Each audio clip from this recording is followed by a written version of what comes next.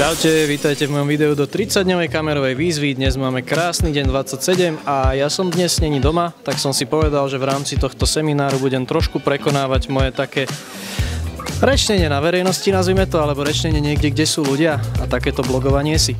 Tak ja skúsim urobiť ešte taký trik, že normálne začnem popri tom nahrávaní chodiť. Mám takúto selfie kameru, čo vôbec nie je selfie kamera a pokiaľ do niečoho nabúram, tak uvidíte, čo sa stalo. No a teda veľmi rýchlo v zhrnutí, čo by som vám dnes takto povedal do tohto videa. A dnes som na zaujímavom podujatí, ktoré sa volá Focus Day a učíme sa tu fokusovať na nejaké veci. Znamená to, že pokiaľ by som mal problém, čo teda aj mám, udržať si nejako myšlienky nad tým, že ktorým smerom by som chcel smerovať svoj biznis alebo ktorým smerom by som chcel smerovať svoje snahy, tak dnes by som sa mal dozvedieť ako na to. A už za ten čas, čo som tu, tak som sa dozvedel celkom zaujímavé veci. Dokázal som sa dozvedieť, že je dôležité si utriediť priority, čo teda myslím si, že nie je až také nové, ale tak ten spôsob, ktorý tu bol povedaný a ukázaný, tak to v podstate dal do takého kontextu. Je to sranda chodiť takto pomedzi ľudí s kamerou. No a tiež teda, že som lepšie dokázal pochopiť takému tomu oknu priorít, ktoré hovorí o tom, že máme veci, ktoré sú dôležité a urgentné, dôležité a neurgentné, nedôležité a urgentné a nedôležité a neurgentné, určite ho poznáte. A dozvedel som sa, že dobre si v podstate prebývať a robiť gro činnosti z toho okna, ktoré sú síce neurgentné, ale sú dôležité. To znamená mať nejakú tú disciplínu k práci. Takže tak, to sú veci odo mňa a ja sa vám ešte ozvem trošku neskôr. Dnes som na semináre s mojou mamou a chcem sa jej opýtať, že ak sa jej tu páči, takže aké sú tvoje dojmy zatiaľ?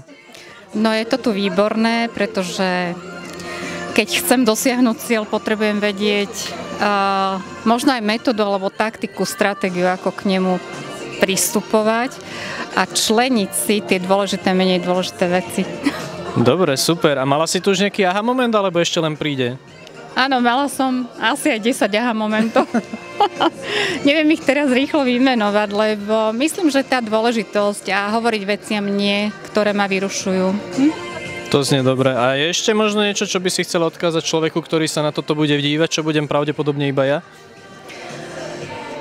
Že sa treba motivovať znútra a treba mať tie ciele určené, napísané a fakt robiť tie kroky. Ja, moje budúce, ja ti ďakujem. Čau. Nazdar. A rozhodol som sa, že ešte takto pomedzi ostatných s vami zazdielam jednu peknú myšlienku, ktorú som dnes počul. A to je myšlienka, že veľa ľudí chce veľa možností, alebo teda väčšina ľudí, aj každý z nás, chce mať otvorené možnosti a môcť toho dosiahnuť veľa. Ale naša túžba zanechať si otvorené možnosti nám berie schopnosť sa rozhodovať. Teda v podstate niektorú z nich si vybrať. No a je dôležité robiť rozhodnutia, pretože pokiaľ nerobíme rozhodnutia, tak nerobíme chyby, z ktorých sa vieme učiť. A taká moja myšlienka, ktorú som sa naučil, že je dôležitejšie urobiť rozhodnutie aj za cenu toho, že to rozhodnutie je chybné. Je to lepšie ako neurobiť vôbec nič. A v podstate v tejto výzve je to úplne presne to isté a táto výzva mi dala toto isté. Že tiež musím každý deň urobiť video a urobiť rozhodnutie, čo bude na videu, ako bude vyzerať a čo nahrám. Aj za cenu toho, že to video bude na hovno. Proste musím spraviť to rozhodnutie a je to veľmi prospešné.